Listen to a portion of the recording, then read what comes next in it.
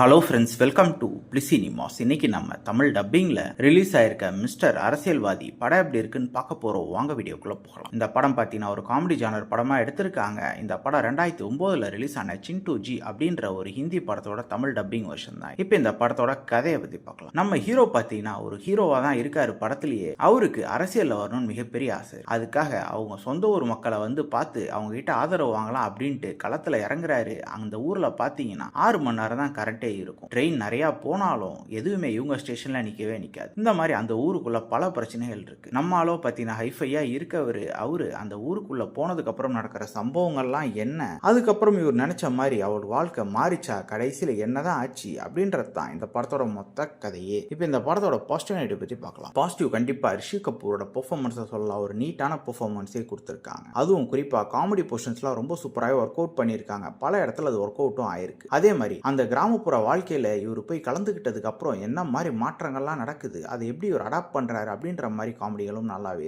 அதே மாதிரி political comedy அங்கங்க ரொம்ப நீட்டாக ஒர்க் அவுட் ஆயிருந்தது. டெக்னிக்கலி படம் கண்டிப்பா சவுண்டா இருந்ததுன்னே சொல்லலாம். இந்த படத்தோட நெகட்டிவ் பத்தி பார்த்தீங்கன்னா படம் குறிப்பா செகண்ட் ஹாஃப் பொறுத்தளவு பார்த்தீங்கன்னா பயங்கர ஸ்லோவா போகுது. அது மட்டும் இல்லாம காமெடி போர்ஷன்ஸ் என்னதான் ஒர்க் அவுட் ஆயிருந்தாலும் இது எல்லாருக்கும் ஒர்க் அவுட் ஆகுமா அப்படின்றது மிகப்பெரிய கேள்விக்குறியா இருக்கு. ஸ்கிரீன் பிளே இன்னும் கொஞ்சம் எங்கேஜிங்கா பண்ணியிருந்தா நல்லாவே இருந்திருக்கும் அப்படின்ற மாதிரி தான் இருந்தது. மொத்தத்தில் யாருக்கெல்லாம் ஒரு லைட் ஹார்ட்டட் காமெடி படம் பார்க்கணுமோ இதை ட்ரை பண்ணி பார்க்கலாம். இந்த படத்துக்கு நம்மளோட ரேட்டிங் கேட்டிங்கன்னா 10க்கு 5 மார்க் கொடுக்கலாம். இன்னொரு வீடியோவில் சந்திக்கலாம். தேங்க்யூ.